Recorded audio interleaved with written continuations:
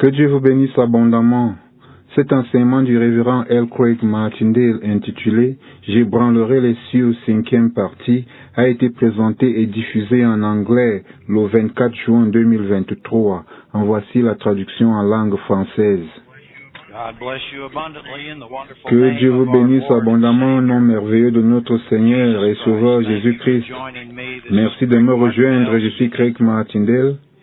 Vous parlant du sud-est du Kentucky, une fois encore, comme nous continuons notre aventure du reste dans la parole merveilleuse et inégalable de Dieu qu'il a magnifiée au-dessus de tout son nom. Nous allons continuer dans le même thème. Plusieurs fois ces dernières semaines, je me suis efforcé de sortir de ce sujet, mais notre Père n'a fait que m'y ramener gentiment. Il y a beaucoup à apprendre et il veut que nous en soyons conscients, tout autant que de le bâtir dans cette présentation systématique, afin de bénir d'autres personnes à travers les années par le moyen des enseignements enregistrés disponibles dans archive.org, etc. Je suis donc reconnaissant pour votre fidélité de rester accroché avec moi ici. C'est comme je vous l'ai dit il y a des semaines, le Dr. Wall nous a enseigné que vous pouvez apprendre, que vous apprenez à reconnaître la révélation pas seulement quand elle commence, mais quand elle s'arrête. Il en est de même lorsque vous interprétez les langues et donnez des paroles de prophétie dans une communion de croyants, dans le but d'édifier par l'exhortation et la consolation. Il y a des caractéristiques que le disciple, la personne qui est disciplinée, reconnaît toujours. Elle apprend à toucher ce point d'arrêt et non tomber dans l'excès. La révélation est comme cela. J'ai fait nombre d'enseignements au cours des derniers mois que j'ai appelés enseignements uniques, des sujets uniques. Je dirais que ces aventures du reste se sont poursuivies. Ainsi, durant plusieurs mois, des sujets uniques que j'ai appréciés, je vous crois que ça vous a profité. Et ensuite, nous avons touché celui-ci, sur cette grande figure de rhétorique ébranler les cieux, le reliant en compréhension de confluence à la grandeur des manifestations de la puissance d'en haut, le parler en langue de manière plus notable.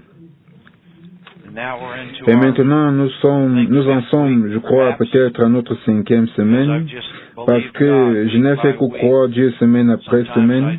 Quelquefois, je savais déjà une fois qu'un enseignement était terminé qu'il y en avait davantage qui voulaient que j'enseigne.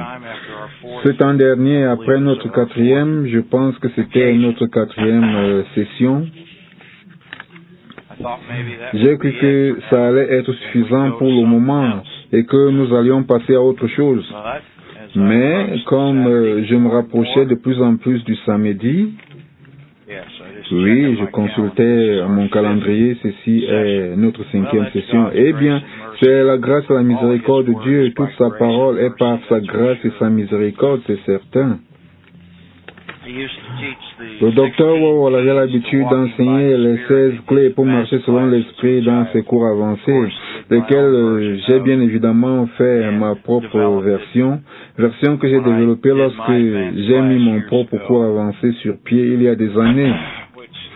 Ces enseignements du reste reflètent beaucoup de ces enseignements et plus. Semaine après semaine, à travers ces années, nous sommes à notre 5e ou 6e année avec ces présentations de la parole. Mais l'un des exemples qu'il utilisait dans la révélation est que vous ne pouvez pas recevoir la deuxième goutte d'eau du robinet sans avoir accepté la première. Cette analogie a donc été une bénédiction à travers les années. L'eau qui sort du robinet, vous devez accepter ce qui en sort. Ce qui sort en premier avant de pouvoir recevoir, avant que vous ne soyez capable de recevoir davantage. Et une fois encore, cela implique un point d'arrêt à un moment. Dieu va fermer le robinet. J'ai croisé des gens à travers les années qui croyaient que Dieu leur donne des révélations de manière constante, presque perpétuellement, que toute pensée qu'ils ont n'est que parole de sagesse, parole de connaissance et discernement des esprits. Cela, bien évidemment, viole la première clé pour marcher selon l'esprit qui est que vous devez être humble. J'ai croisé des gens qui pensent que Dieu les parcourt juste comme ces fils d'actualité qui défilent sur votre écran de télévision, qu'il ne fait que vous parler de manière constante par révélation. Et c'est bien sûr un paquet de merde religieuse. Si c'est une expérience que vit quelqu'un, il a affaire à des esprits diaboliques, car le vrai Dieu ne travaille pas de cette manière. Comme notre Père dans la parole nous l'a montré, et comme je vous le montre chaque fois que je vais dans les Écritures, si vous y prêtez attention, c'est une parole de sagesse, une parole de connaissance, une parole de discernement. Ce sont des portions et des parcelles, des parties. Vous savez, j'ai fait la déclaration plusieurs fois au cours de ces enseignements que notre terre promise aujourd'hui est votre intelligence, mon intelligence. C'est cela notre terre promise. Toute chose que Dieu a promise et donnée à Israël en termes de terre géographique, délimitée par des frontières, est une figure, est une magnifique allégorie, une magnifique illustration de comment nous devons contrôler nos intelligences. La vie plus abondante est entre nos oreilles. Si nous voulons le voir de cette manière, d'abord et surtout, j'ai rédigé une longue méditation lyrique en 2007. Un membre de notre reste l'a dactylographié pour moi. Je suis en train de la corriger. C'est assez puissant, mais elle requiert une mise à jour. Mais je l'ai écrit de juillet à décembre 2007.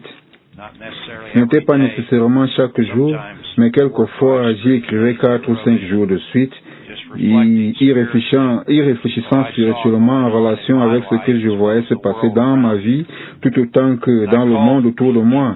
Et je l'ai appelé le ministère intérieur de la haute culture spirituelle. J'ai pensé que c'était une expression unique.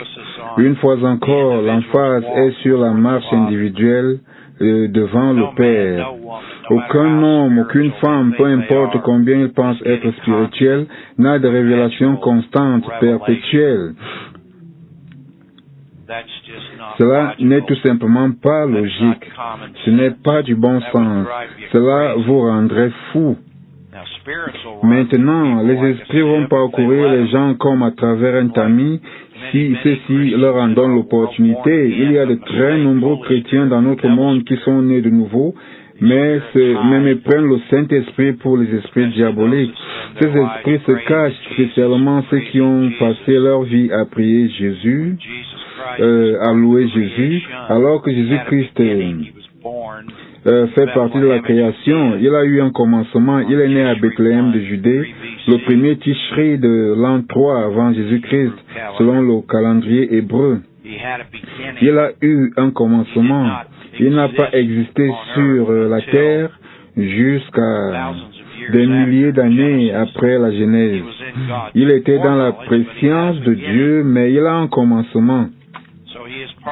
Il fait donc partie de la création, et la parole nous dit que nous devons adorer le Créateur par la création. Ils font donc des idoles et des icônes de tout ce qui existe dans le domaine des sens, y compris Jésus-Christ lui-même,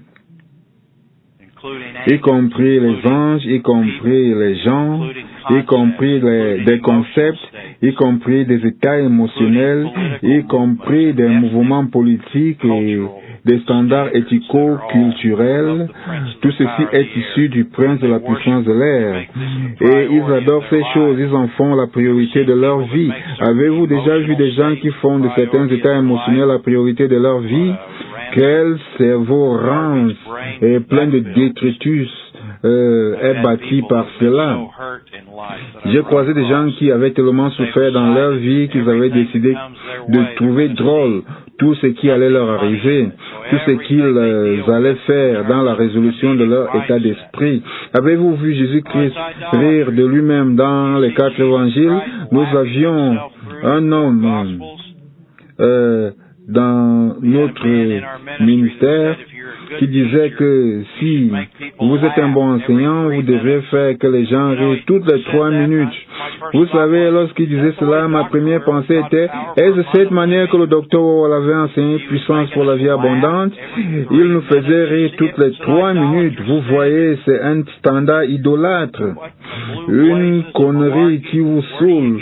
Mais d'où peut-on tirer une telle idiotie? Vous pouvez voir qu'ils veulent atteindre les extrêmes. C'est la vieille nature. Et c'est essentiellement basé sur la peur. Vous avez la terreur de perdre l'attention des gens lorsque vous enseignez. Je ne suis pas terrifié, moi, ça c'est votre problème. Je fais le meilleur que je puis. Bien sûr que le sens de l'humour a sa place, mais vous ne vous érigez pas un standard qui dit que vous devez faire que les gens rient toutes les 3 minutes, sinon vous n'enseignez pas la parole comme il faut. Quel est ce type d'esprit qui lui a donné cette guidance, hein? Un mauvais esprit. J'ai donc eu affaire à cette histoire, je l'ai vu. J'ai vu les gens prendre la direction opposée. Ils avaient été brûlés, l'adversaire les avait fouettés.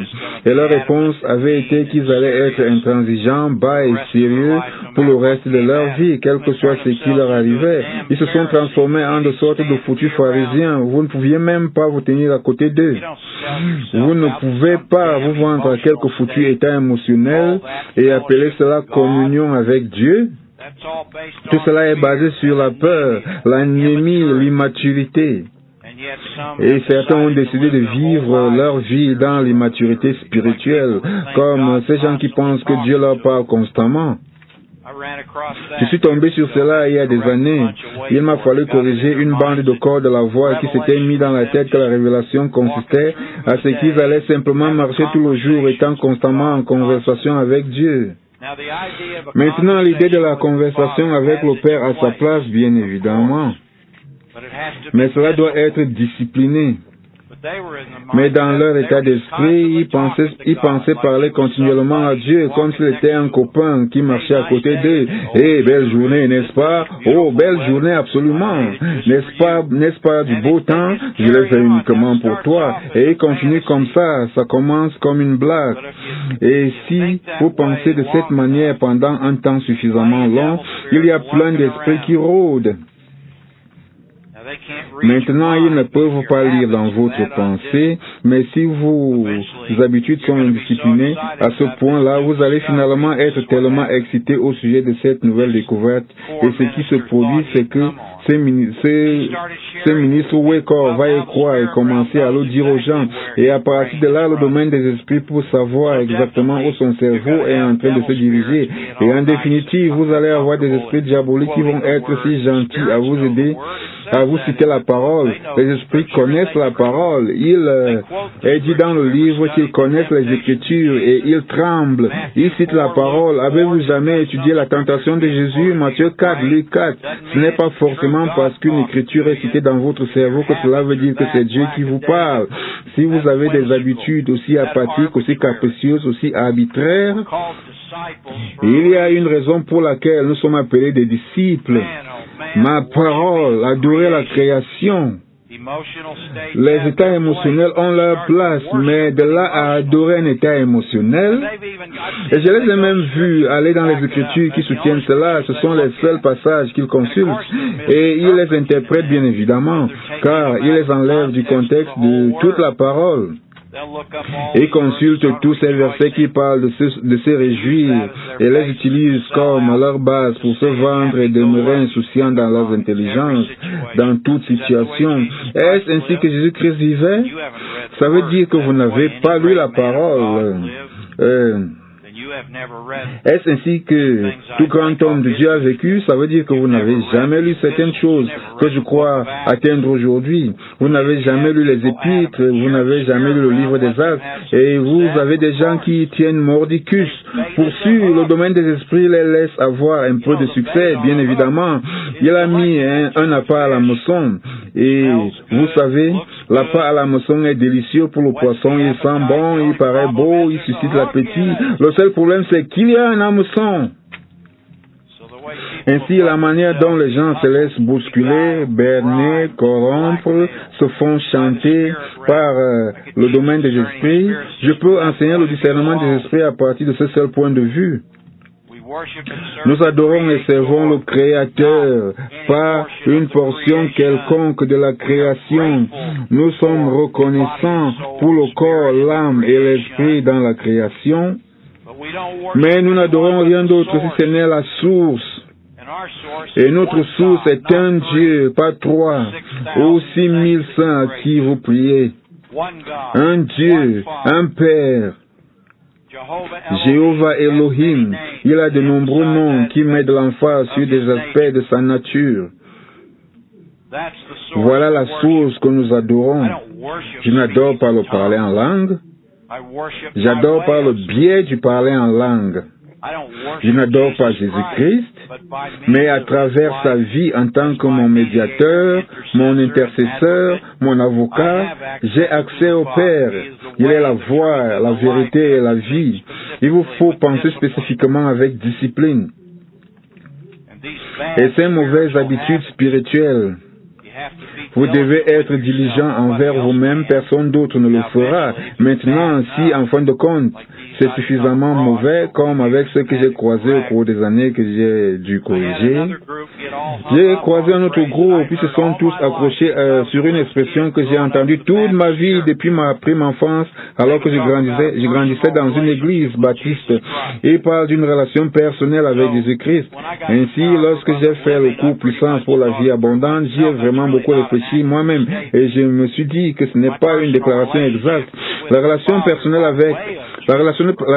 personnelle est avec le Père par le touchement de Jésus-Christ. Une relation personnelle avec Jésus-Christ est l'un de ces clichés trinitaires qui amène les gens à prier Jésus, à adorer Jésus. Cette adoration de Jésus est essentiellement l'esprit diabolique de l'Antichrist. Car adorer Jésus en mettant de l'emphase sur son humanité, car Jésus est l'équivalent du nom Josué, lequel veut dire sauveur, un grand nom, mais adorer Jésus est un esprit, et plus que probablement c'est dans le domaine de l'Antéchrist, car prier Jésus est l'opposé, l'anti-Christ, celui qui est ouin, qui a donné toute son allégeance au seul vrai Dieu, qui a dit ma nourriture est de faire la volonté de celui qui m'a envoyé, qui a dit ma doctrine n'est pas de moi, mais le Père me l'a donnée, et beaucoup d'autres déclarations claires faites durant son ministère terrestre et qu'ils ignorent. Et par rapport auquel le diable aveugle leurs yeux pour qu'ils ne soient pas capables de les reconnaître chaque fois qu'ils lisent la parole. L'adoration de Jésus est essentiellement un esprit de l'Antichrist. Et ceux-ci sont immenses, ils sont gros, ils fonctionnent dans toutes les religions, dans la plupart des dénominations, si ce n'est toutes.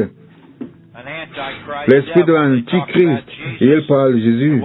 Et ce dont ils font la promotion est anti à sa mort, à ses souffrances, à sa résurrection, à son ascension et au don du Consolateur durant le jour de la Pentecôte. Toutes les choses qu'ils enseignent aux gens à propos de Jésus et qui ramènent les gens dans les évangiles est anti-Christ en vous, l'espérance de la gloire. Y avez-vous jamais pensé? Retournons à cette affaire de la révélation. Vous ne pouvez pas être aussi malhonnête devant Dieu dans votre intelligence pour penser que tout ce qui passe dans votre caboche est une révélation. Vous devez donc être équilibré. Il s'attend à ce que nous réfléchissions, il s'attend à ce que nous lisions, il s'attend à ce que nous mémorisions, il s'attend à ce que nous prions. Vous savez, certains se comportent comme s'ils n'avaient pas besoin de prier. Ils leur parlent constamment dans tous les cas. Ce n'est pas le vrai Dieu. Si ça n'a pas fonctionné ainsi pour Jésus-Christ, et cela ne l'a pas été, et si ça n'a pas fonctionné ainsi pour le grand apôtre Paul, et ça ne l'a pas été, alors qui diable êtes-vous pour penser que ça fonctionne de cette manière pour vous? L'arrogance et l'ignorance main dans la main,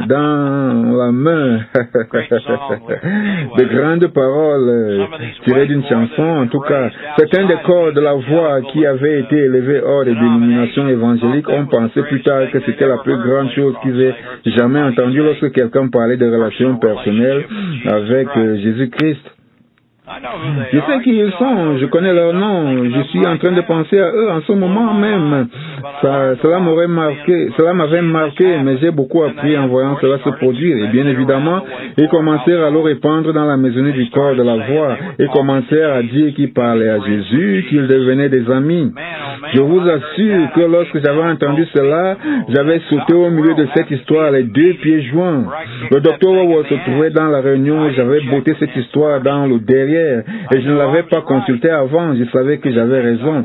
Il y a eu des choses, il y a eu beaucoup de cas où je l'ai consulté avant, mais pour celui-là, je n'avais pas besoin de son avis. Il se leva dans l'arrière de la salle et s'est mis à applaudir. Les gens se retournaient et se demandaient, mais qui c'est celui-là? C'était notre Père dans la parole. Il était debout et me donnait un one-man standing ovation pour avoir botté cette maître religieuse là même où elle devait être bottée, car ils sont contraires à la parole, ces clichés religieux qui dominent les cultures de la mort dans lesquelles nous vivons tous, qui nous entourent tous.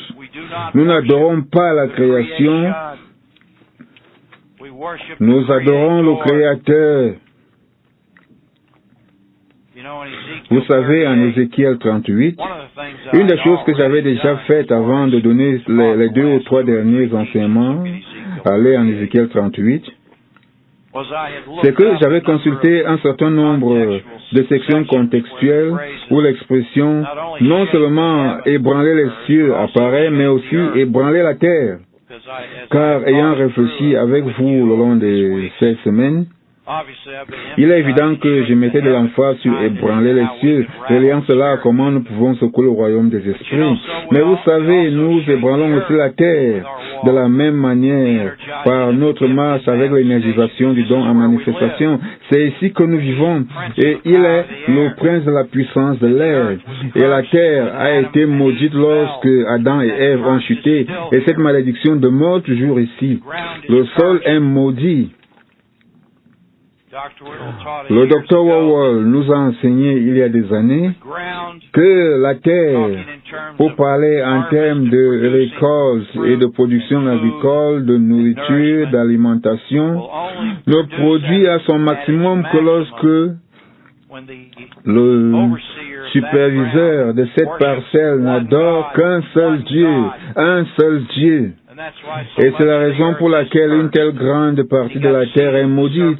Et vous avez les hommes de la semence du serpent qui achètent nos terres arables partout dans le pays et en deviennent propriétaires et nous affament si jamais ils en ont le pouvoir. Eh bien voilà une des choses contre lesquelles je prie, et vous? Mais la raison pour laquelle la terre ne produit pas autant qu'elle en est capable, c'est à cause de l'idolâtrie et tous les foutus esprits diaboliques qui viennent avec. Et beaucoup parmi ceux-ci viennent à travers la vie de bonnes personnes, des paysans travailleurs. Je les aime, excepté qu'ils adorent 3 dieux, ou qu'ils adorent 6000 saints, ou qu'ils adorent un aspect de la création. Ils prient à leur croix, ils prient à leur statue, ils prient à leur Vierge Marie dans la moitié d'une coquille, dans leur foutu cour arrière. Tout cela n'est que des sifflets des chiens pour le domaine des esprits. Allez, venez, entrez. Et bien sûr, les esprits leur donnent un peu de succès et un peu d'abondance. Et ils ne sont pas stupides. Ça s'appelle un amorçage, une ruse. Et seule l'intégrité et l'exactitude de la parole peuvent séparer cela. Rappelez-vous des grandes paroles suivantes du Dr. Wawol, auxquelles très peu de ceux à qui elles ont été enseignées se sont réellement disciplinés pour les croire. Une chose n'est pas vraie juste parce que vous en faites l'expérience. Elle est vraie à cause de ce que la parole de Dieu dit. C'est cela.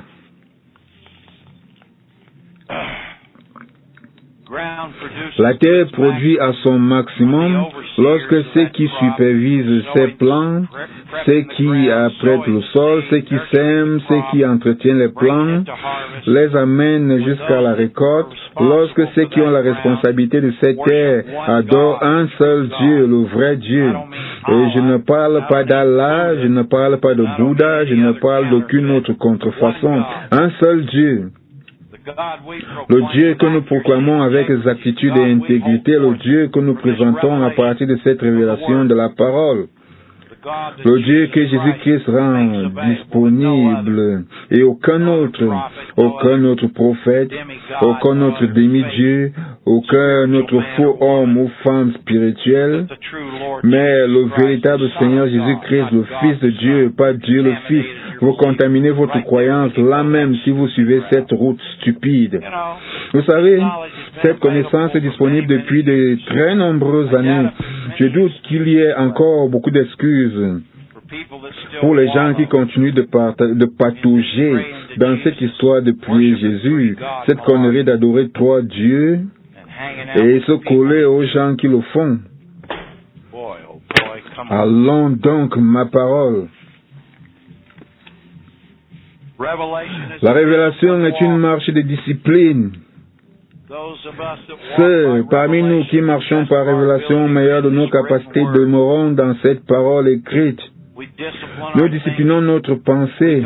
Nous comparons les choses spirituelles par les paroles spirituelles. Toute révélation que j'ai le privilège de recevoir par grâce et miséricorde, j'en reçois, je la vérifie toujours dans les Écritures. Je n'ai pas nécessairement à me tourner, mais je le fais plein de fois. Je me tourne, je prends le livre et je l'ouvre. Vous devriez voir combien de Bibles j'ai ici autour de moi qui sont usées et en piteux état. Je vais directement à la parole, vous le savez. Très souvent, la parole que j'ai dans mon intelligence me permet de savoir tout de suite si c'est authentique. Et si je ne suis pas certain de la direction à prendre, je me tais, je prie et je réfléchis, je commence à investiguer, et ce sera peut-être la 4e ou 5e écriture que je consulte, que je trouve dans laquelle je trouve ma vérification. Ok, Père, merci. Cela requiert du travail. Nous sommes supposés être des ouvriers de la parole, des lapidaires, des tailleurs de joyaux. Cela requiert de la concentration, de faire attention aux détails, vous voyez. Et tout travail que j'investis, je suis récompensé 1 million de fois en retour. Il en va de même pour vous. Ainsi, lorsque quelque chose est engendré dans votre cœur et âme, vous avez cette parole. Et si vous m'écoutez avec une intention sérieuse et avec un état d'esprit approprié de gratitude, d'amour, alors vous pouvez apprendre à marcher le genre de marche dont je parle et éliminer ces habitudes pouilleuses. La vieille nature est toujours là. Même lorsque vous y renoncez, il y a quelques autres catégories qui vont essayer de sauter sur vous. Vous pourrez avoir quelques jours de paix, mais les gars, ce renoncement se doit d'être vachement consistant parce que la vieille nature n'est jamais complètement défaite jusqu'au rassemblement de l'esprit vivifiant et du nouveau corps. Ézéchiel 38, j'ai recherché sur ébranler les cieux et ébranler la terre.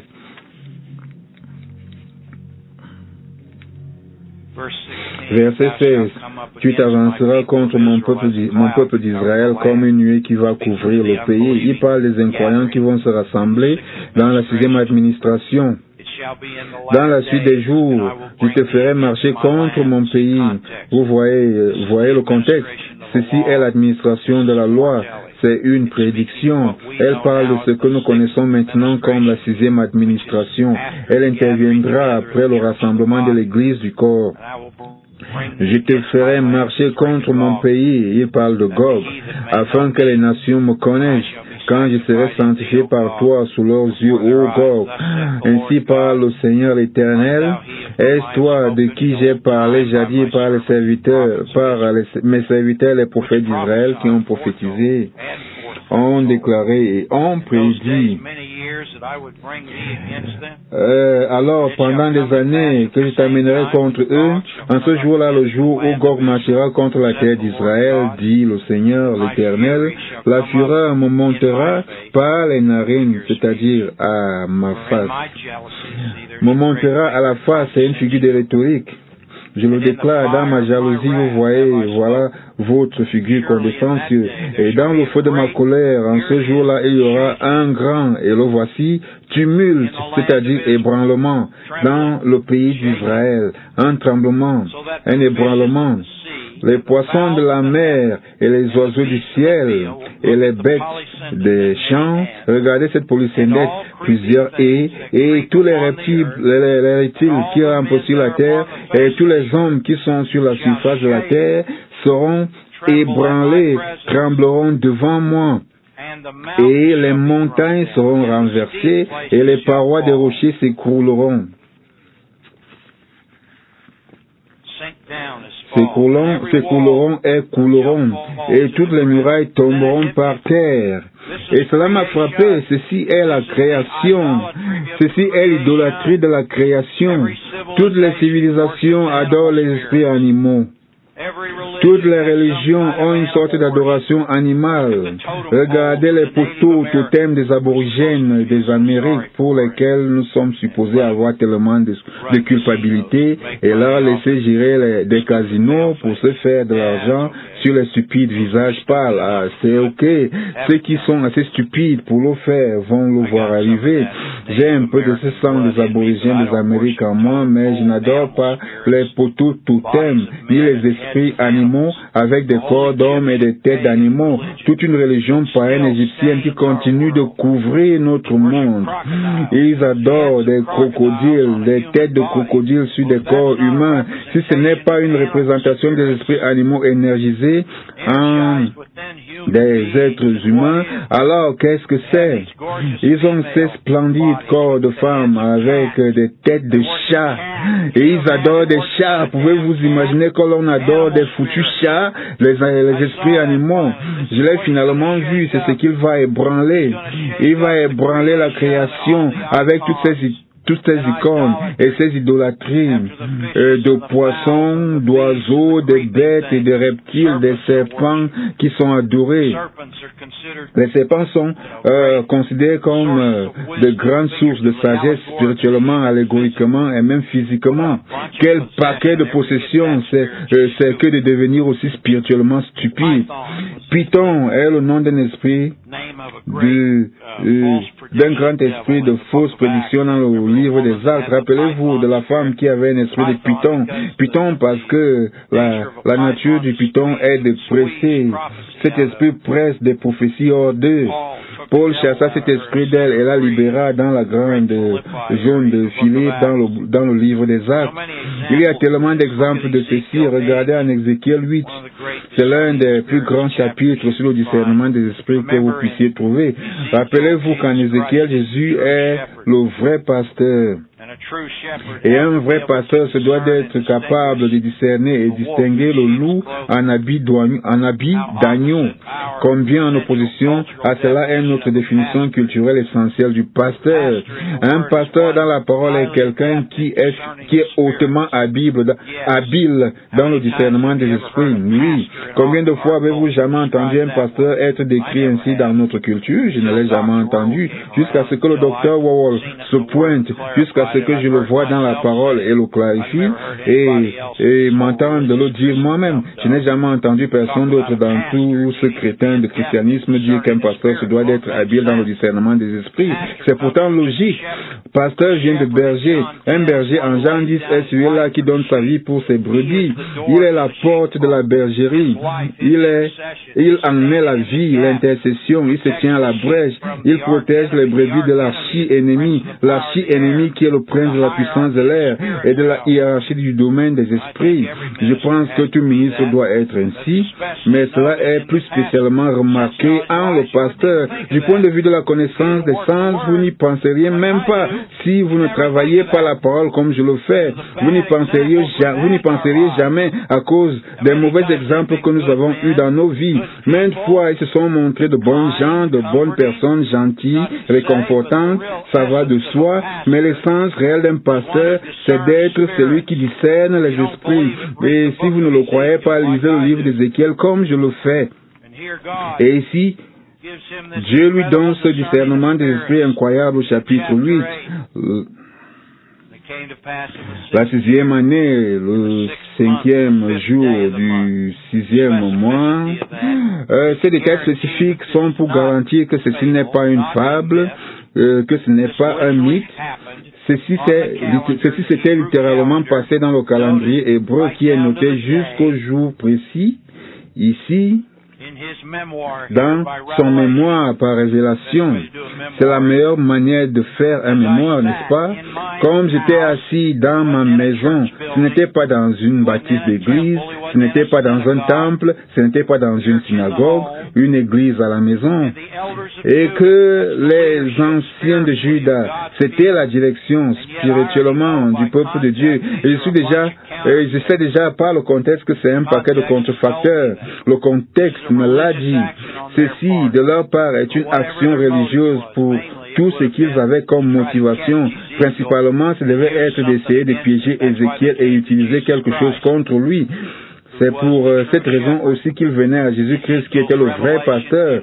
La révélation d'Ézéchiel et sa vie sont les plus grands exemples d'un vrai pasteur qui soit disponible pour le genre humain à ce moment précis par cette révélation. Il avait cet esprit avec mesure. Il avait une portion de l'esprit que Jésus-Christ avait pleinement. Comme j'étais assis dans ma maison et que les anciens de Juda étaient assis devant moi, la main du Seigneur de l'Éternel tomba sur moi. C'est la révélation. Très improbable. Le docteur Wowell nous a enseigné que la révélation peut venir au moment et lieu les plus probables ou les plus improbables. Très souvent, l'improbable pour moi est la plus grande manière de la reconnaître, quoique cela puisse varier, bien entendu. Il m'arrive très souvent, alors que je suis en train de travailler la parole, recherchant des réponses, de recevoir effectivement la révélation. Je reçois effectivement la parole de sagesse, la parole de connaissance, de discernement des esprits. Le moment et lieu probable, c'est dans ma pensée, lorsque je sais que j'ai besoin d'aide, recherchant ce dont j'ai spécifiquement besoin. Mais la révélation peut arriver effectivement à des moments et lieux improbables, de manière similaire, alors que je suis en train de penser à une chose complètement différente. Toute une autre catégorie de guidance surgit. J'ai un exemple spécifique qui s'est produit il y a 2 semaines, mais c'est quelque peu privé. Je ne vais pas vous dire ce que je pense, ce qui serait très amusant. À vous qui croyez savoir ce que je pense tout le temps, mais vous seriez tellement dans l'erreur. Je ne vais donc pas vous le dire. Et que les anciens de Juda étaient assis devant moi. La main, vous voyez, c'est un condescension. Il indique la bénédiction et la guidance. La main du Seigneur, tout comme les doigts de Dieu, représente le discernement des esprits. De nombreuses fois, la main représente le réconfort, la protection. Couvrez quelqu'un de votre main et la guidance. Pointez quelqu'un dans la bonne direction. Je puis vous assurer qu'il était reconnaissant que la main de l'Éternel était tombée sur lui avec tous ces saligots religieux qui étaient assis dans sa maison. Ce ne fut que par révélation qu'il les avait laissés entrer. Autrement, il leur aurait dit de retourner chez eux. Il savait donc que quelque chose arrivait. Tomba sur moi, je regardais veut dire qu'il y avait une image. Il est assis là, au milieu de ce groupe, et Dieu commence à lui dévoiler cette vision panoramique. Et j'imagine qu'ils avaient eu le peu de courtoisie de rester assis, la bouche close. C'est sûr qu'ils veulent le prendre au piège en quelque chose. Et voici, c'était une figure ayant l'aspect d'un homme. Depuis ses reins en bas, c'était du feu, et depuis ses reins en haut, c'était quelque chose d'éclatant, comme de l'airain poli. Cette situation de l'airain poli revient plusieurs fois. Je crois que c'est le discernement des esprits. Et une jolie teinte d'airain poli entourant cette révélation. La figure est une apparence d'homme, que ce fût littéralement un ange, ou simplement une figure que Dieu lui avait donnée, je ne sais pas. Vous ne pouvez savoir que ce que vous pouvez penser correctement sans aller trop loin. Une figure, le feu, depuis ses reins en haut et depuis ses reins en bas. Les reins sont le centre d'engagement de la parole. Je l'ai enseigné il y a des années dans Athlète de l'Esprit. Les reins, votre section du milieu du corps. Et j'ai illustré ceci par des multiples disciplines athlétiques auxquelles j'ai participé et que j'ai observé. Votre zone des reins, la section du milieu, l'abdomen, l'aine, les cuisses, les hanches, les fesses, votre zone des reins est d'une grande importance pour tout ce qui est athlétique. Et ayant la vérité pour ceinture d'Éphésiens 6 soutient cela. Ceindre les reins. L'engagement est donc indiqué, un engagement purificateur qui assure Ézéchiel de l'authenticité de cette révélation applicable à la situation dans laquelle il se retrouve. Il étendit une forme de main. Vous pouvez voir que c'était une apparence physique masculine. Et me saisit par les cheveux de ma tête. Tout ceci se passe dans son intelligence. Cela ne s'était pas passé à la vue de ces gens. Il ne fut pas soulevé dans les airs. Il était simplement assis calmement. Ils étaient assis là avec leurs mauvaises pensées, essayant d'imaginer un moyen d'accuser Ézéchiel de quelque chose. L'Esprit m'enleva entre le ciel et la terre. Ceci est une merveilleuse figure de rhétorique qui indique la révélation.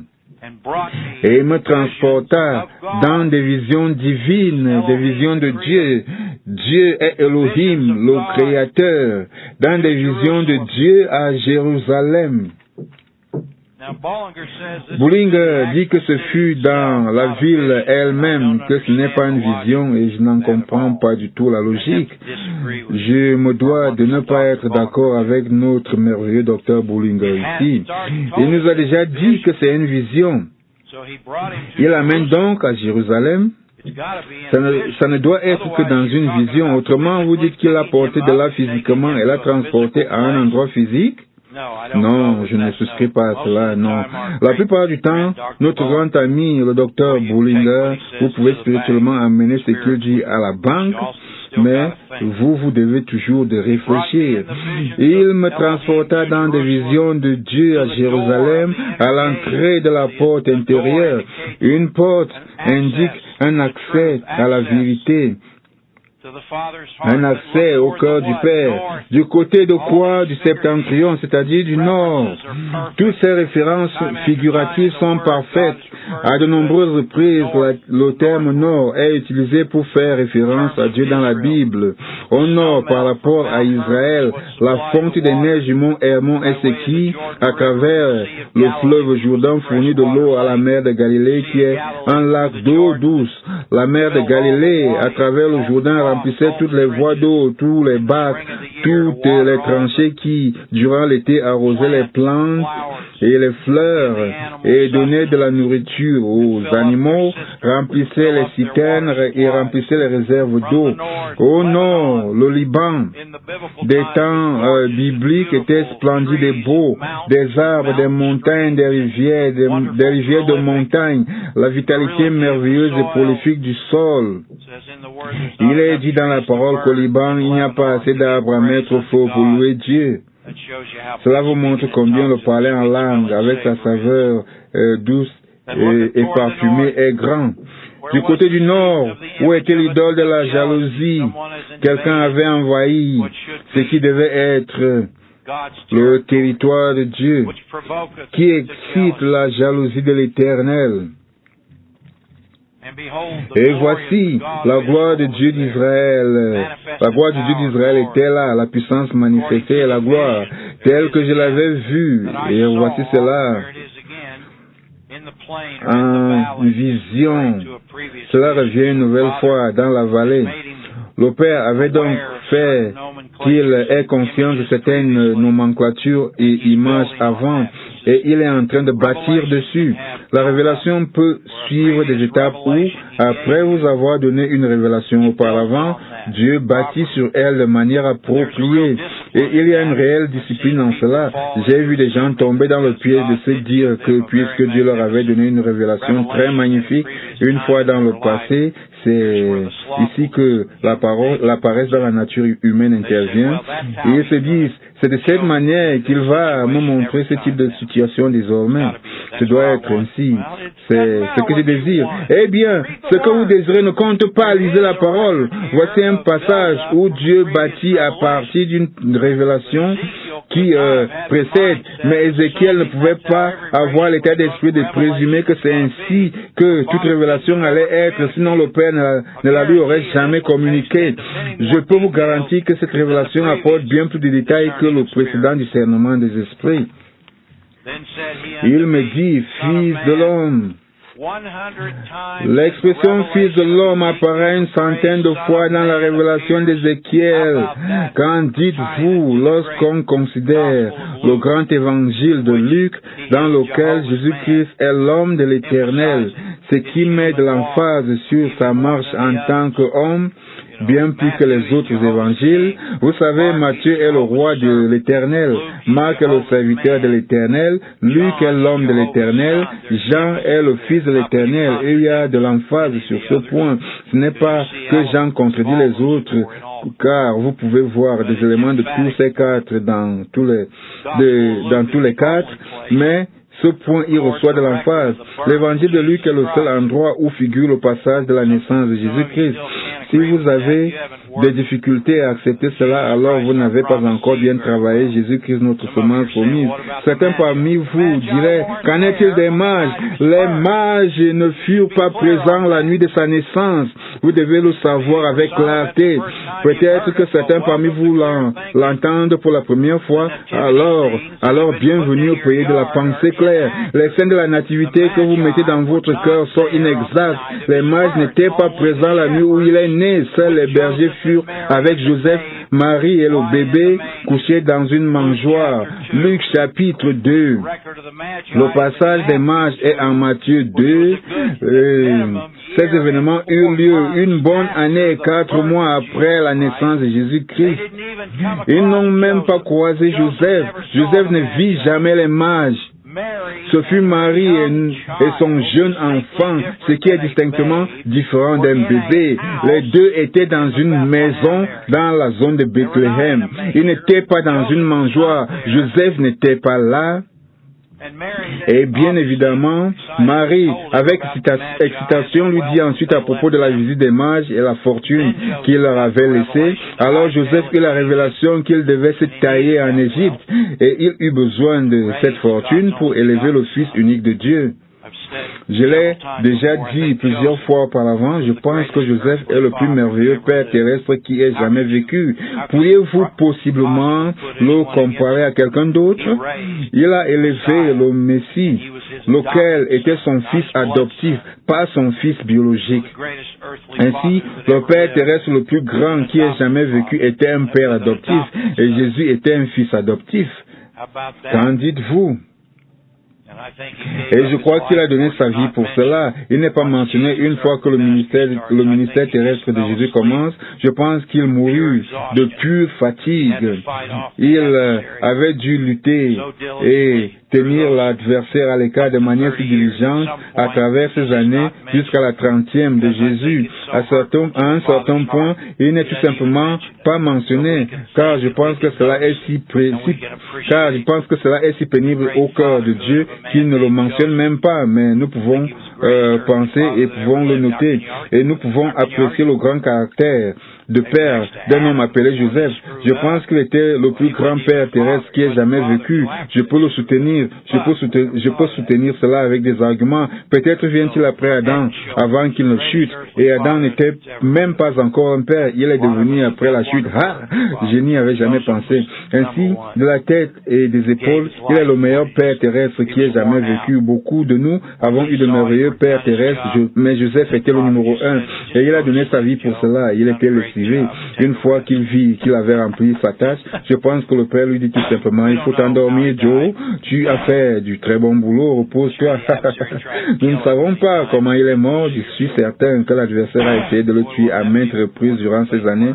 Ne serait-ce pas là une chose merveilleuse à connaître dans le nouveau corps? Eh bien, où étions-nous? Il me dit, fils de l'homme, lève-toi, lève les yeux du côté du septentrion. J'élevais les yeux du côté du septentrion. C'est la 3e fois. Et voici, au septentrion, 4e fois, de la porte de l'autel, cette idole de la jalousie est-elle à l'entrée? Il me dit, tout ceci est une vision, le discernement des esprits. Fils de l'homme, c'est la 2e fois dans ce contexte. Vois-tu?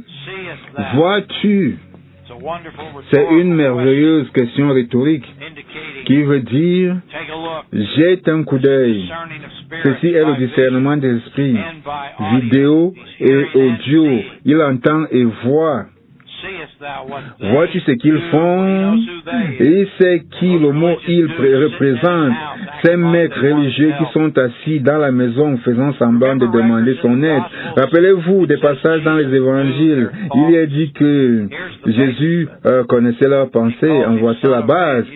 Et Dieu l'appelle fils de l'homme. Vous parliez que lorsque Jésus est tombé sur ceci dans les rouleaux, fils de l'homme, quand il avait découvert qui il était, avec toute la versatilité de son appel, il avait requinqué ses oreilles plus spécialement.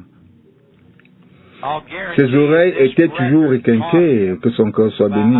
Je vous garantis que ce passage lui a enseigné comment le Père allait révéler les mauvaises pensées et les motivations des gens qui agissaient comme s'ils étaient humbles, et il allait être en mesure de rester hors de la soupe et pouvoir confronter lorsque nécessaire. Vous le rencontrerez plusieurs fois. Il connaissait leurs pensées. Quand le jeune homme riche vint avec ses airs de « je suis plus sain que toi », il sut que les motivations de ce gars n'étaient pas justes et il lui dit « va vendre ce que tu as en excès, viens et suis-moi ». Et il a dit qu'il s'en alla tout triste. J'ai travaillé le mot triste. Il veut dire furieux. Il s'en alla furieux que ce Messie lui eût demandé de vendre toute sa fortune. Il se disait qu'il avait besoin de cela, mais non, il n'en avait pas besoin. Alors va vendre, va distribuer cela comme de la pluralité. Puis viens sur moi. Il s'en alla tout furieux. Et à moins qu'il ne se soit réveillé le jour de la Pentecôte, il sera dans la résurrection des injustes, pas celle des justes. Je souhaite qu'il se soit réveillé. Peut-être était-il parmi les 3000 jours de la Pentecôte ou après. Je souhaite qu'il ait fait, qu'il se soit réveillé. Que son cœur soit béni. Wow! Beaucoup de choses se passent ici. L'avez-vous remarqué? Et il me dit, fils de l'homme, vois-tu ce qu'ils font? Ce qu'ils font. Les grandes abominations. Une abomination est une chose détestable. Bullinger souligne que abomination est une figure dite métonymie de la cause donnée par les idoles et le péché de l'idolâtrie que Jéhovah a en abomination. Je dirais qu'il a en abomination tant présent, tant toujours présent. Nous sommes en train de travailler et ébranler les cieux. Nous sommes en train de travailler et ébranler les habitations du domaine des esprits dans l'idolâtrie. Les habitations qui sont toutes issues de la création. Il prend ce que Dieu a donné à l'origine pour que ce soit pur et bénéfique et il le manipule pour en faire de l'idolâtrie où il obtient le crédit. Il obtient l'adoration de manière subtile. Les grandes abominations que commet ici la maison d'Israël. Vous voyez, leur nord commet ici pour que je m'éloigne de mon sanctuaire. Le vrai Dieu ne peut même plus mettre les pieds dans son sanctuaire. Il est si chargé d'idoles, de Baal, Dagon, les esprits animaux. Mais tu verras encore d'autres grandes abominations. Je n'ai pas fini avec toi, Ézéchiel. Alors il me conduisit à l'entrée, une autre entrée du parvis. De plus grands, de plus profonds discernements sont en train de venir. Je regardais, ceci est un acte de la volonté, comme lorsque Moïse se retourna et regarda le buisson ardent pour voir ce qui était en train de se passer. Ça manifestait sa volonté d'investiguer, sa volonté d'agir. Tant de milliers et des milliers se sont détournés contre ce qu'ils pouvaient être en train de regarder aujourd'hui. Ils ne le veulent pas. Ils n'ont pas faim et soif de la justice. Ils ont faim et soif de la religion. Ils ont faim et soif du rituel. Ils ont faim et soif des cérémonies. Ils ont faim et soif de leurs propres mauvaises habitudes spirituelles. Ils ont faim et soif de la création.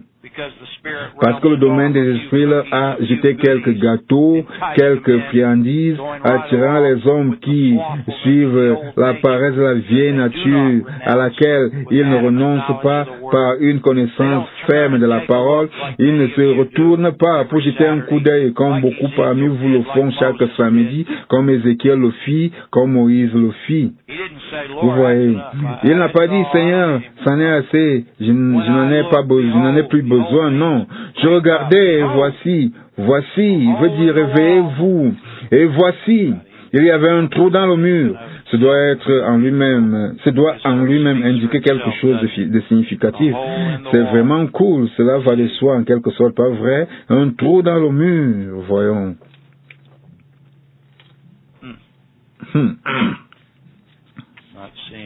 Je ne vois pas ça ici, mais en tout cas, un trou, oui, je vois. La note de Bullinger dit un trou dans le mur.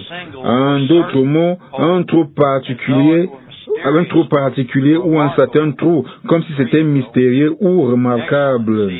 Voilà. C'est excellent, vous voyez. Il a simplement vu le langage, j'ai pu le ressentir une fois que je l'ai lu, les gars. Ceci doit être quelque chose de grand, un trou dans le mur en d'autres termes. Ceci est une chose que très peu, sinon personne n'a jamais vu. Dieu avait simplement fait un trou comme un trou dans le nœud un trou de nœud dans la couture par lequel on pouvait regarder. Il, Jéhovah, me dit, fils de l'homme, perce la muraille. Ok. Il y a donc quelque peu un acte de la volonté. Ceci est une vision, mais un acte ou une décision de pensée croyante agressive est requis lorsqu'il dit « perce la muraille ». Je ne pense pas qu'il le fit avec sa main devant ses gars. Je pense qu'il était simplement assis là, tout calme. Et tout ceci se passait dans son intelligence. Vous savez, nous avons quelquefois ces rêves dingues où nous sommes assis là, mais nous y agissons et nous voyons des choses se produire. Eh bien, cela peut arriver dans une révélation, comme dans ces rêves stupides auxquels nous renonçons du meilleur que nous pouvons. Cela peut se passer dans une révélation pour sûr. Mais en définitive, percer la muraille est un acte de croyance et de sa volonté. J'ai percé la muraille et voici, il y avait une porte. Il y a une porte maintenant. Cela se passe de cette manière tellement de fois dans la parole. Vous la travaillez, vous entrevoyez une vérité qui bâti sur des choses que vous avez apprises auparavant. Vous entrevoyez un détail, disons un discernement des esprits au sujet duquel vous voulez savoir davantage. Maintenant, la personne impétueuse va s'arrêter à ce qu'elle entrevoit et va courir partout le raconter pour montrer qu'elle est intelligente. Le paresseux, il entrevoit et se dit que c'est suffisant. Je suis plus brillant que tout le monde dans ma zone. Je n'ai donc plus besoin du reste. Je ne sais pas ce qui motive les gens à quitter lorsque Dieu, par des bribes, leur donne une amorce. Si Ézéchiel perce la muraille, il va trouver une porte. Ensuite, pouvez-vous entrer avec tout votre être, corps, âme et esprit et voir quelque chose. C'est magnifique. Wow! Et Dieu me dit, entre et vois les méchantes abominations qu'ils commettent ici. Et j'entrais, il y entra sacrément, et je regardais, voici, il y avait toutes sortes de figures de reptiles. des choses qui rampent, des idoles, de la création et des bêtes abominables. Vous en avez des listes entières en Lévitique 11 et Deutéronome 11. Vous avez 13 animaux de Diabolos que Diabolos utilise dans la vie et dans le monde, dans le livre de Job, abominable. Et toutes les idoles, voilà, de la maison d'Israël, peintes sur la muraille, tout autour. Il est en train de montrer à Ézéchiel les intelligences réelles de ces anciens de Juda, contexte. Il est en train de montrer figurativement à Ézéchiel leurs intelligences, leurs pensées, les idoles de la création qu'ils adorent par-dessus tout, dans toutes ces diverses images peintes sur la muraille tout autour. Ce devait vraiment être une œuvre d'art. Et voyez comment il illustre cela davantage. 70 hommes, des anciens de la maison d'Israël. Voilà les gars qui étaient assis dans la salle. 70 hommes, des anciens. C'est censé être un nombre saint, et bien, tout peut être perverti dans la création. Au milieu desquels était Jazania, fils de Shaphan. C'est lui le chef. Il y a une note intéressante que le grand Bullinger nous donne. Son père, Shaphan, avait participé à la réforme de Josias. Il était donc un grand croyant. 2 de ses fils étaient des amis de Jérémie. Un autre Jazania est mentionné au chapitre 11, verset 1. Mais ce gars-ci, je crois que vous pouvez dire qu'il est de la semence du serpent. Il cadre avec la définition. Il sort d'une grande famille de croyants. Il a le profit de la réputation de son père. Même ses frères sont apparemment de merveilleux croyants, des amis de Jérémie. Rappelez-vous que Jérémie n'avait pas tellement d'amis. Mais malgré tout, c'est lui le chef de cette adoration, de toute cette représentation des esprits diaboliques. Des choses qui rampent, cela veut dire des choses qui ont la vie en soi. Des bêtes vivantes, rampantes, énergisées, s'enroulant les unes sur les autres. J'imagine que c'était une image vivante. Ce devait être grossier, spectaculaire, plein de bave, rugissant, salivant, de foutues laides bêtes, s'enroulant les unes sur les autres. Ce sont les esprits vivants, les esprits diaboliques que le Père est en train de discerner pour Ézéchiel, afin qu'il sache ce qui se passe dans les intelligences de ces hommes qui affichaient une conduite de sainteté. Je pense que cela parle fortement à notre jour et époque. Lorsque, durant l'été 1971, j'entendis le docteur Wawol dire, je n'étais même jamais supposé être dans la salle, ce fut une décision de dernière minute de me confier la charge de la projection du film du cours de cette nuit-là. Nous eûmes la charge du film de 16 mm, nous eûmes la charge du projecteur. La personne qui aurait dû le faire s'en était allée à d'autres charges. J'étais heureux de le faire, c'était mon premier été à la Voix internationale. Ça ne faisait qu'un mois que j'étais là. Ce fut comme ma période d'apprentissage avant que je n'allasse en résidence. J'entendis le docteur Wawol dire, il y avait des hommes d'église présents à ce camp de la famille de la Voix et il était en train de confronter l'idolâtrie de notre époque. Et dis donc, il n'y a aucune dénomination aujourd'hui qui ne soit dirigée par une personne née de la semence du serpent. Ne pensez-vous pas que le Père me fit être là pour que je l'entendisse sur la base de tout le travail que j'ai eu à faire sur ces femmes et hommes de la contrefaçon, ces dirigeants de la contrefaçon? Je ne l'avais plus jamais entendu dire une chose pareille une autre fois. Il peut l'avoir dite, mais je ne l'avais plus jamais entendu. Le Père, je pense que le Père me préparait pour ce qui arrivait. Je le pense. Les voici. Il me dit, je dois terminer le verset. Fils de Shaphan,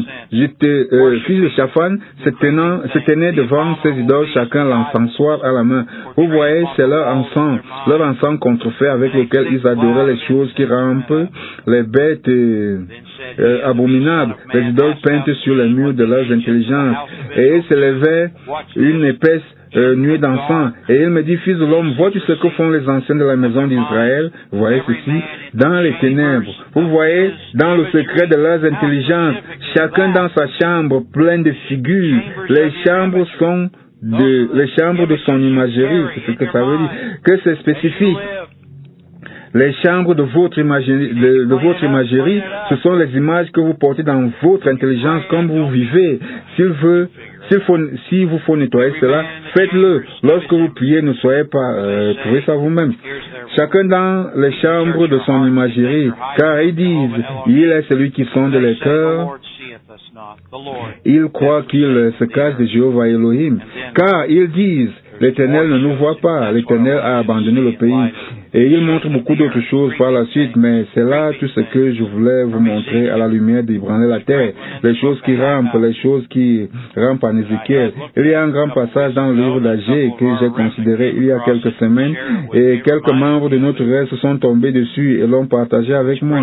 Me l'ont rappelé, ce qui a grandement été l'étincelle qui m'a fait savoir que je devais continuer à enseigner sur ce sujet, au moins pour une semaine encore.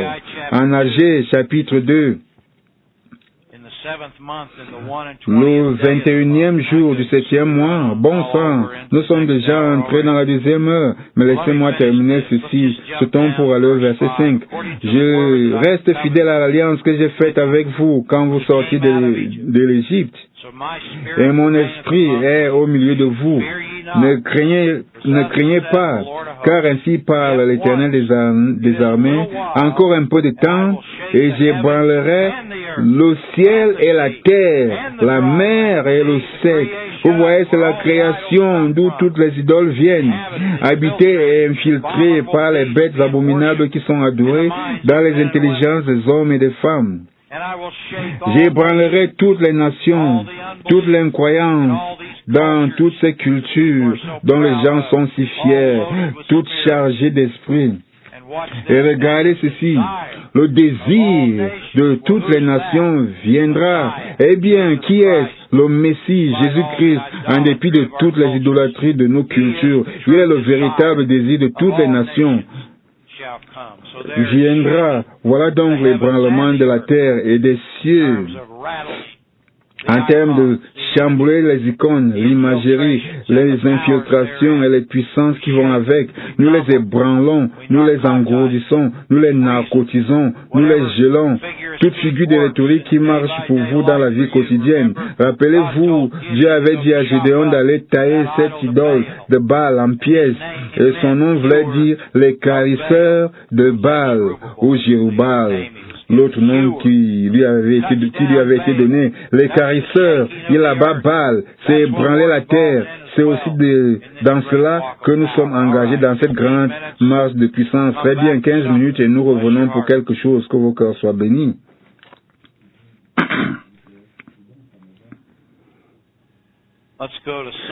Allons au psaume 18. Nous avons touché à ce psaume à la lumière d'ébranler les cieux. Mais je veux y aller davantage car je crois que le psaume 18 ainsi qu'un autre psaume parallèle très similaire en 2 Samuel 22 apportent tous les deux une perception et une conscience spirituelle profonde des variables de l'impact saint qui est engendré de manière créative lorsqu'on opère le don du Saint-Esprit par la croyance énergisée de l'amour agapé en manifestation. 2 Samuel 22 est un psaume parallèle, très similaire. Il y a néanmoins des différences. Il pourrait arriver que nous allions d'un psaume à l'autre assez souvent, si vous voulez les marquer, 2 Samuel 22 et psaume 18. En Samuel où Jésus Christ est le rejeton de la postérité de David, il est dit, David adressa à l'Éternel les paroles de ce cantique lorsque l'Éternel lui délivrait de la main de tous ses ennemis et de la main de Saül. Il dit, alors commence le magnifique dévoilement. Bullinger note que à ce point de son histoire, Ce psaume fut rédigé et édité plus tard par lui comme étant le psaume 18, avec cette pleine liberté commune à tous les autres éditeurs sur leurs propres travaux. Je crois que ceci est un point magnifique. Maintenant, allez au psaume 18 et lisez avec moi cette grande préface de ce psaume, préface qui est divinement donnée. Psaume de David, serviteur de l'Éternel Jéhovah, qui adressa à l'Éternel les paroles de ce cantique lorsque l'Éternel lui délivrait de la main de tous ses ennemis et de la main de Saül.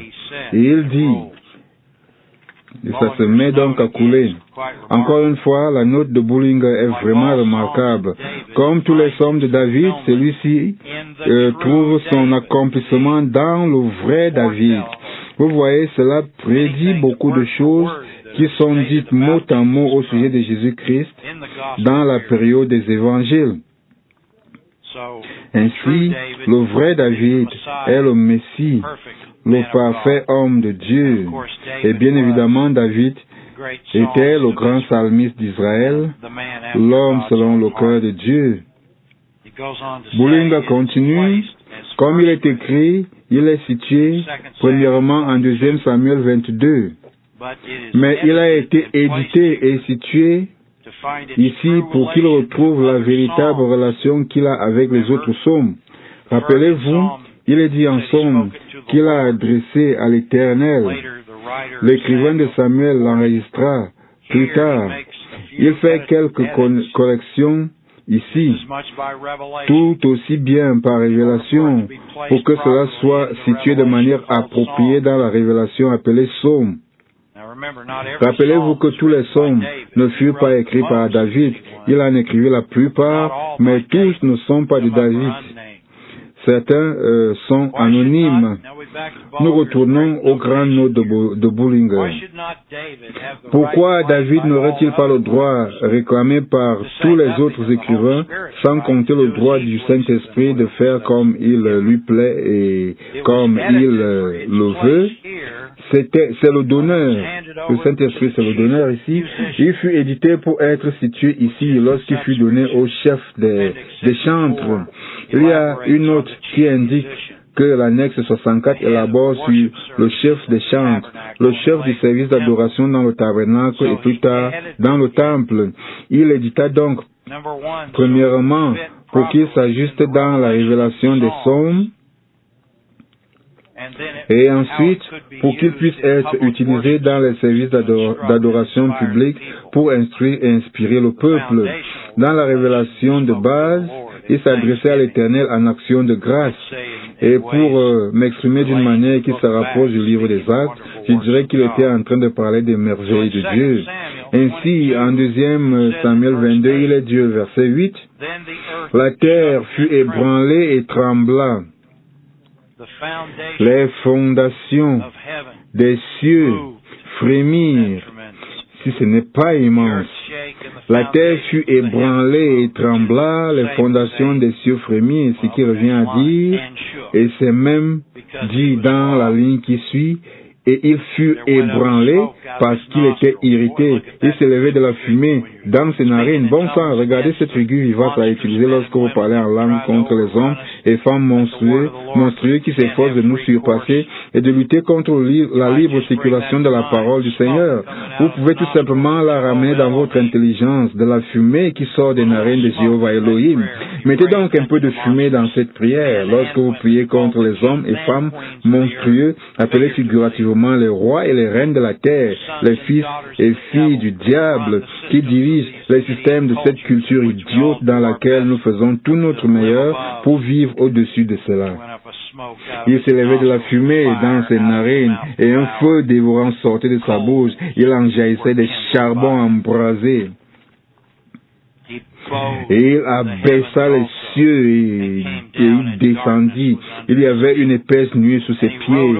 Il était monté sur un chérubin et il volait. Il paraissait sur les ailes du vent.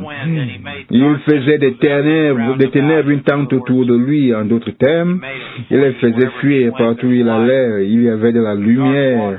Il était enveloppé d'amas d'eau et de sombres nuages. De la splendeur qui le précédait se lançaient des charbons de feu.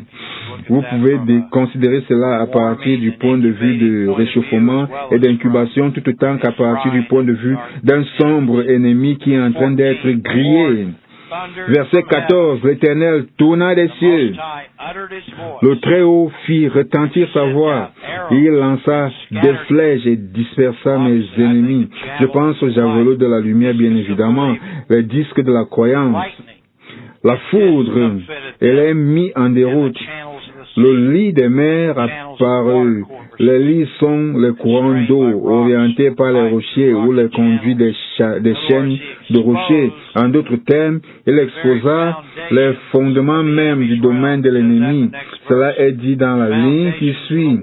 Les fondements du monde furent découverts par la menace de l'Éternel. C'est ce qu'il avait dévoilé à Ézéchiel. Et il lui avait montré les fondements de l'idolâtrie qui dominaient les intelligences de ces dirigeants d'Israël, les anciens. En dépit de toutes leurs œuvres saintes, leurs intelligences et leur cœur étaient pourris. Et l'imagerie de leurs intelligences n'était faite que de la création sous la forme d'animaux qui rampent. Voilà ce qu'ils adoraient. Par la menace de l'Éternel, voilà ce qu'il montre aux fidèles, suivant notre besoin et ce que nous pouvons gérer au moment et lieu approprié. Il va nous dévoiler les fondements pourris de ce monde. La convoitise de la chair, la convoitise des yeux et l'orgueil de la vie.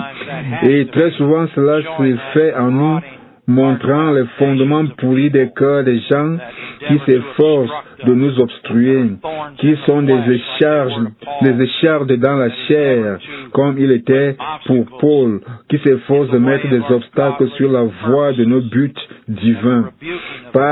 Par la menace de l'Éternel, par le bruit du souffle de ses narines. Il étendit sa main d'en haut, il me saisit, il me retira de grandes eaux, il me délivra de mon adversaire puissant, de ceux qui me haïssaient. Vous voyez, c'est pourquoi la terre a besoin d'être ébranlée avec toute son idolâtrie. Et ébranlez-les dans leurs allégeances. Faites-les douter des icônes, des buts de leur vie. Faites-les douter. Foncez sur eux. Mettez-les en déroute. Stoppez-les. Obstruez-les. Parce qu'ils étaient plus forts que moi. Ils m'avaient surpris au jour de ma détresse. Mais l'Éternel fut mon appui. Et ébranlez la terre et les cieux. Vous voyez, au psaume 82, et je crois que nous allons passer plus de temps dans le psaume 18 après ceci, mais allez au psaume 82, à la lumière d'ébranler les chaînes et les fondements de la terre. Il leur avait montré les fondements des intelligences de ces hommes, parce que c'étaient des menteurs. Leurs paroles et leurs actions couvraient le véritable système racine, si vous le permettez, de leur vie, lequel était l'idolâtrie. Et très souvent, cette parole que nous déclarons, cette parole que nous vivons avec assurance, expose le système racine pourri et les fondements pourris, les solidarités gangréneuses, pour ainsi dire.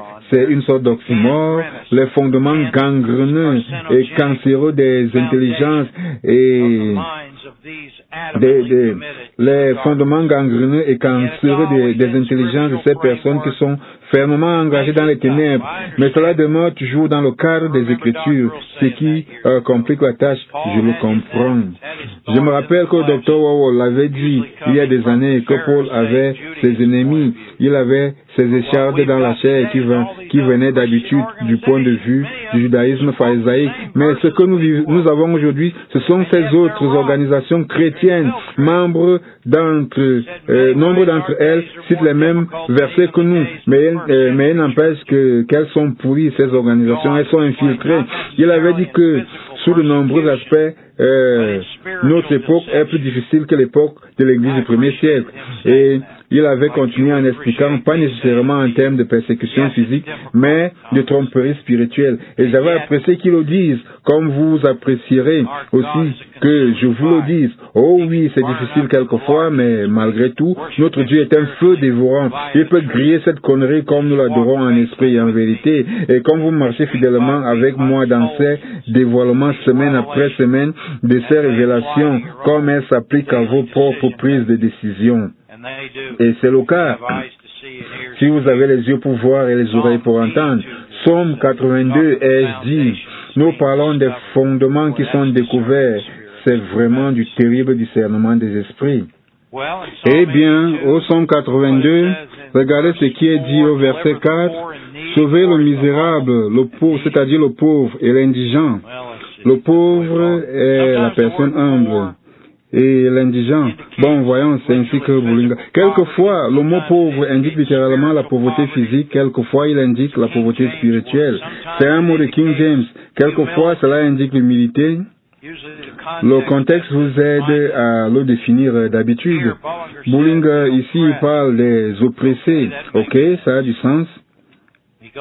Il continue en disant une personne sans espoir ou qui est dans l'attente.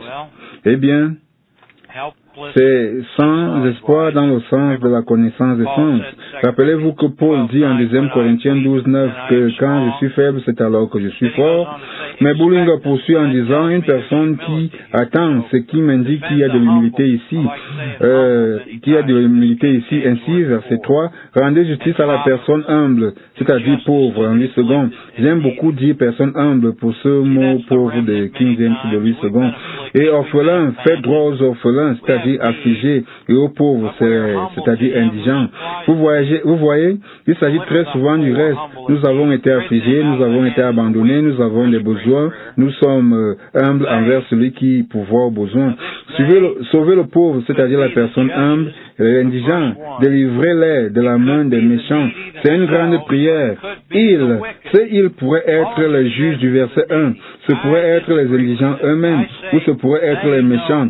Bouling dit que ce sont les indigents. Je ne suis pas d'accord. Je le dis. Ils n'ont ni savoir ni intelligence, c'est-à-dire ils ne savent ni ne comprennent. Vous voyez, il est dit de nous, les pauvres, que nous sommes dans l'attente. Nous sommes humbles, nous allons donc comprendre. Maintenant, les juges iniques de Dieu, c'est le domaine des esprits du verset 1, ils jugent au milieu de Dieu. C'est le domaine des esprits. Les daimonions, eux, ils ne vont jamais savoir ni comprendre. Mais, je le dis, et en réponse aux méchants, c'est l'antécédent le plus proche. Et aurez-vous égard à la personne des méchants? Les méchants ne savent ni ne comprennent. Ils marchent dans les ténèbres. Vous voyez, je pense qu'il s'agit des méchants. Ça a plus de sens. Regardez ceci. Tous les fondements de la terre sont ébranlés. Cela parle en premier lieu du verset 1. Elohim se tient dans l'assemblée de Dieu, c'est-à-dire l'assemblée des puissants, et juge au milieu, c'est-à-dire au-dessus des dieux. Le Dieu, c'est le domaine des esprits. Jusqu'à quand jugerez-vous avec iniquité? Vous voyez, ce sont les jugements de ce monde. Comme Job s'en était lamenté. Il voile la face des juges en Job 9, 23 et 24. Vous connaissez cette connexion. Faites cette connexion en Job 9. Dans un de ces grands soliloques, une de ces grandes présentations devant les consolateurs fâchés qui ne le méritaient pas. Mais il la leur donna en tout cas. Ils se réveillaient plus tard. La parole n'était donc pas rentrée sans effet. Mais en Job 9, il expose l'adversaire.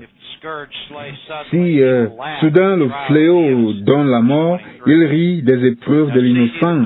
Ça, c'est le verset 23.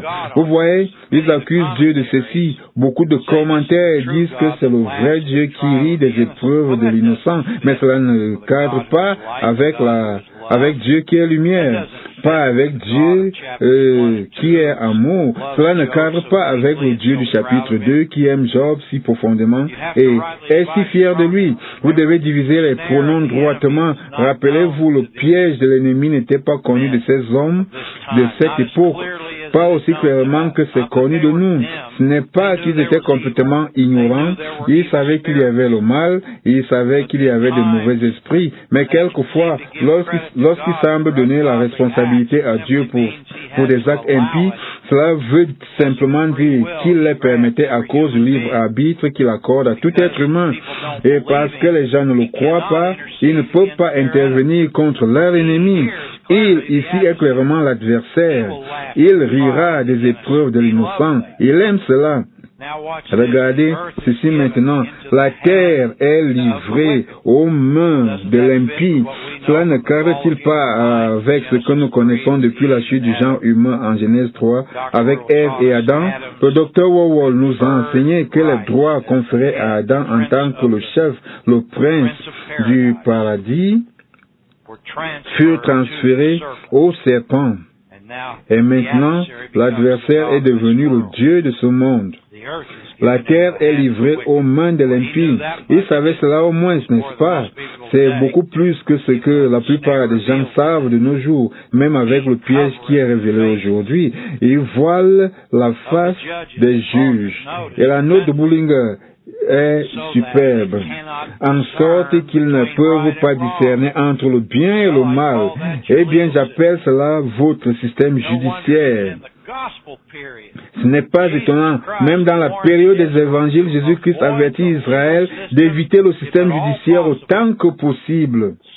Accorde-toi promptement avec ton adversaire pendant que tu es en chemin avec lui vers le magistrat, car tu ne sais pas si une conséquence encore pire va arriver. C'est Jésus-Christ qui le dit. Et je dirais que ça demeure un sacré bon avis en cette époque nôtre. Vous avez des gens qui sont prompts à poursuivre en justice, prêts à courir faire tout ce que leur pote va leur dire. Tu dois le poursuivre en justice. Oui, allez-y, poursuivez-le. Et vous allez passer les 5 prochaines années de votre vie empêtrés dans une procédure judiciaire où vous ne pourrez plus jamais penser à autre chose et dépenser pour les avocats beaucoup plus d'argent que ce que vous aurez en retour à la fin de la procédure. Oh, c'est le principe de ces choses. Le principe de ces choses, comme vous ignorez la parole, en étant bête comme un pied. Réglez le problème et vite. Je crois que Dieu va toujours vous montrer comment. Il vous faudra une révélation immensément excellente. Une révélation immensément excellente pour rester en justice. Le docteur Wawol avait la révélation lorsqu'il avait annoncé que nous aurions à riposter contre l'IRS, c'est-à-dire le service des impôts aux États-Unis, alors qu'il essaie de supprimer notre exemption d'impôts à la voie internationale. La procédure dura des années et nous dépensons beaucoup de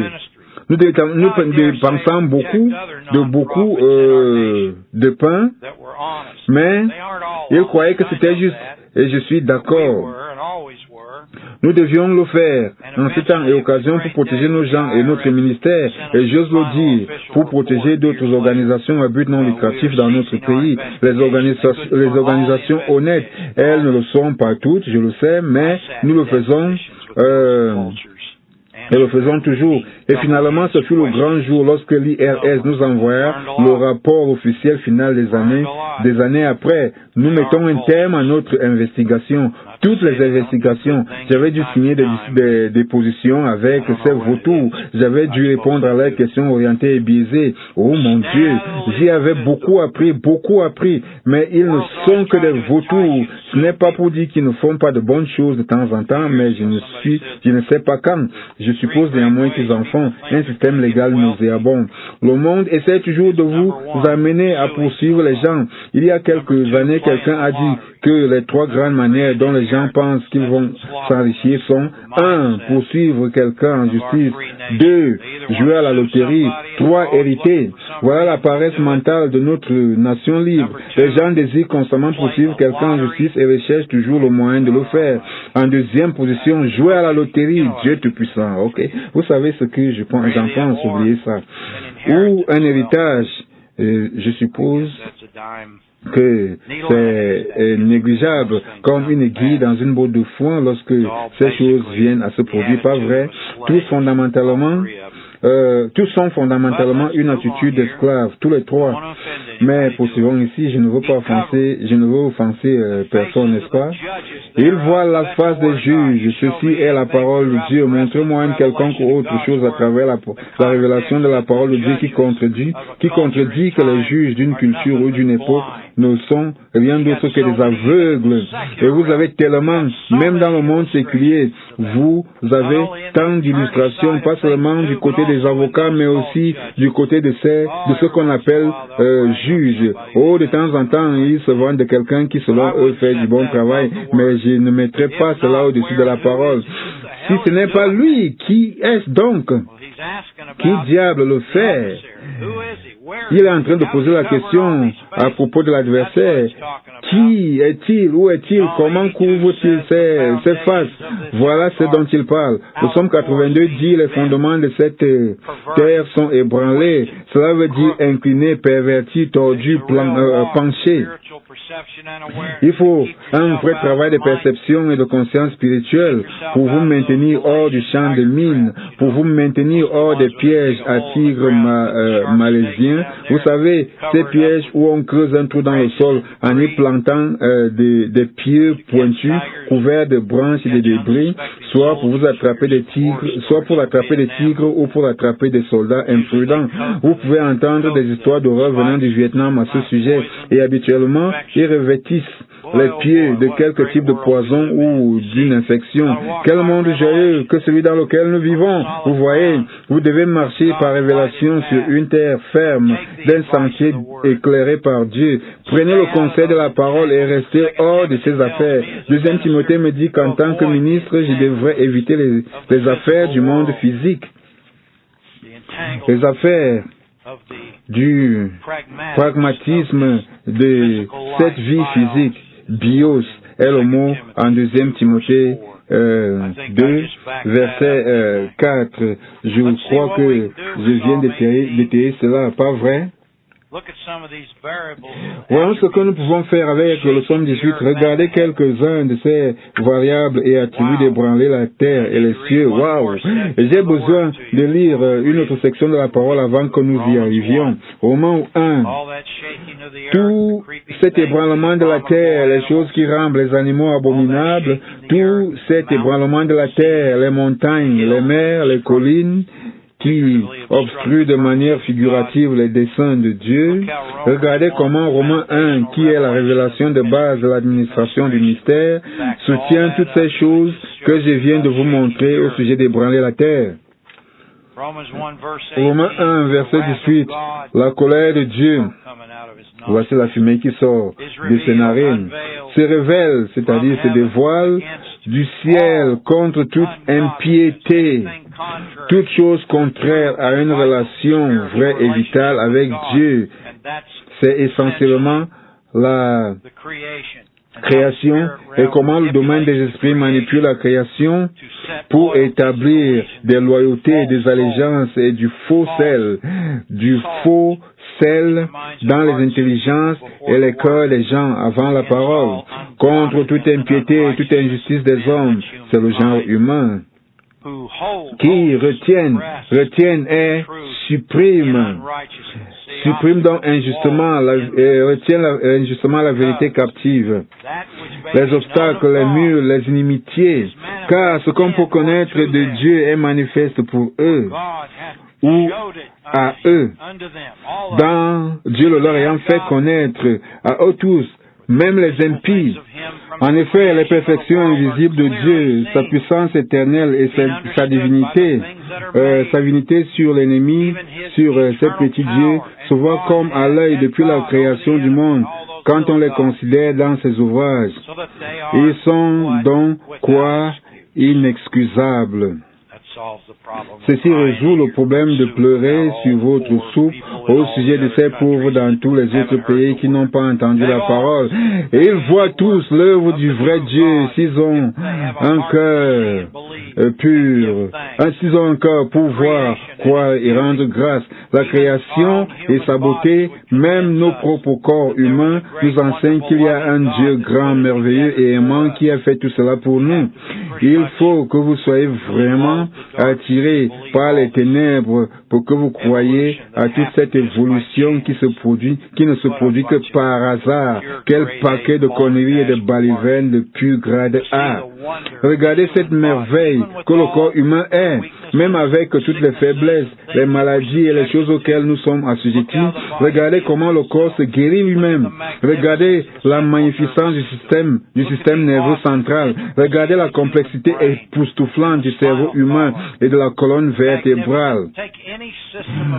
Sa magnificence. Prenez tout système du corps que vous voulez considérer et vous devriez, si vous avez une once d'humilité, être émerveillé et croire que le Père, lorsqu'il dit que nous sommes tissés d'une manière si merveilleuse et époustouflante, chaque cellule, chaque terminaison nerveuse, chaque muscle, chaque ligament, chaque tendon affecte l'ensemble comme dans une broderie magnifique et parfaite.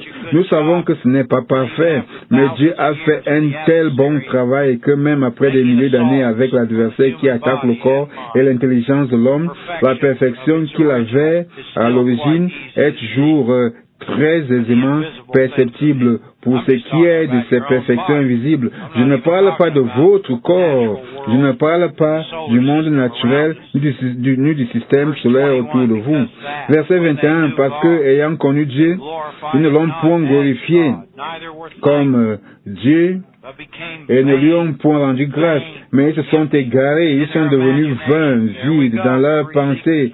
Pensée et imagination, on y est. Rappelez-vous d'Ézéchiel 8, leurs imaginations, les chambres de l'imagerie de leur cœur. Et leur cœur sans intelligence a été plongé dans les ténèbres. Se vantant d'être sages, ils se vantent toujours, n'est-ce pas? Pourquoi ne peuvent-ils simplement pas la boucler et demeurer stupides? Mais non, les esprits en eux ne vont pas laisser cela se produire, car ils ont un mandat agressif du Dieu de ce monde qui dit que les plus ignorants doivent aboyer, jacasser et brailler le plus fort. Wow! Il est un ennemi formidable. Il la bouclerait, qu'il n'y aurait aucun problème. J'aime penser parfois que nous pouvons la leur boucler en ébranlant la terre, en ébranlant leurs idoles, en ébranlant leurs imageries par la puissance de ces manifestations comme elles sont énergisées en vous jour après jour. Se vantant d'être sages, ils sont devenus fous. Fous. Il est dit plus tard, plus loin, au verset 32, qu'ils sont dignes de mort. Qu'est-ce que cela veut dire? Ils sont sans valeur. Et les gens les plus acclamés dans une culture comme les plus brillants, les plus valables, les plus charmants, les plus riches, la plupart du temps, si vous suivez réellement leur vie, ils sont les plus méprisables pour ce qui est de l'impact divin. C'est cela. C'est cela. Et ils ont changé, on y est, regardez où ça va. On changé la gloire du Dieu incorruptible et voici en image représentant l'homme corruptible. Bien évidemment, ils adorent le corps humain, l'intelligence humaine, ils adorent leur saint, ils adorent leur faux Dieu, ils adorent leur Bouddha, leur Mahomet et leur Confucius, ils adorent leur saint ceci, saint cela, saint l'autre, et ils les accrochent sur leur cou, ils leur adressent des prières à l'homme corruptible. Des oiseaux, voici les oiseaux du ciel. Allez en Apocalypse 18. Il me semble qu'il y a beaucoup de background et de choses qui se développent autour du son du suite. Je pense que je vois déjà où les choses vont aller la semaine prochaine. Apocalypse 18, verset 1. Après cela, je vis descendre du ciel un autre ange qui avait une grande autorité. Et la terre fut éclairée de sa gloire, la gloire de la révélation. Et il cria d'une voix forte. Elle est tombée. Elle est tombée, Babylone la grande. Vous voyez, voilà l'une des références figuratives à la hiérarchie du domaine des esprits. Elle est devenue une habitation des démons, daimonion, un repère, une cage de tout esprit impur le Père, c'est-à-dire une cage de tout oiseau impur et odieux. Voilà votre aviaire de l'adversaire, la cage à oiseaux des démons. Bien évidemment, les oiseaux ont leur usage divin aussi, tel que l'esprit qui descendit comme une colombe, mais voici les oiseaux comme ceux de Lévitique et de Deutéronome, chapitre 11, comme les vautours de Job, dans la dernière section de Job, les vautours. Il est dit donc, il est donc dit, l'homme corruptible, les animaux et les choses qui rampent. Cela ressemble à Ézéchiel 8, verset 10, n'est-ce pas? C'est pourquoi Dieu les a livrés à l'impureté selon les convoitises de leur cœur, en sorte qu'ils déshonorent eux-mêmes leur propre corps entre eux. Voici la grande vérité qui englobe tout ce que vous m'avez entendu citer des centaines de fois à travers ces années. Eux qui ont changé, ces impurs, ces oiseaux, ces gens envahis par les esprits, ces gens qui portent l'imagerie de la création dans leurs intelligences comme étant le point focal de leur vie. Eux qui ont changé la vérité de Dieu en mensonge. Le docteur Wawol a dit que le texte originel se lit le mensonge. Voici donc le mensonge de tous les mensonges, l'idolâtrie, de la manipulation du monde des sens. Transformer ces choses en icônes d'adoration à travers la vanité de l'ignorance des gens et de leur manque de glorifier le seul vrai Dieu. Le mensonge, et qui ont adoré et servi la création. La création est création. C'est le domaine du corps et âme dans lequel tous nous vivons. Au lieu, c'est-à-dire au-dessus du Créateur. Au-dessus du Créateur, voilà la clé. Bien sûr que nous pouvons admirer des choses dans la vie. Il est évident que nous bénéficions des choses qui sont dans le domaine du corps et âme. La clé est que vous ne mettez jamais la source de ces bénédictions physiques, émotionnelles et mentales au-dessus du Créateur lui-même. Au-dessus du Créateur qui est béni éternellement, que vous et moi l'adorions ou non. Amen. Eh bien, ceci est une bonne préface au Somme 18. Je crois savoir où nous irons la semaine prochaine. Merci d'avoir été avec moi. Que vos cœurs soient bénis. Vous êtes les meilleurs. Que Dieu vous bénisse abondamment. Et une bonne semaine en adorant, servant et priorisant le Créateur au-dessus de la création. Je vous aime. Dieu vous bénisse.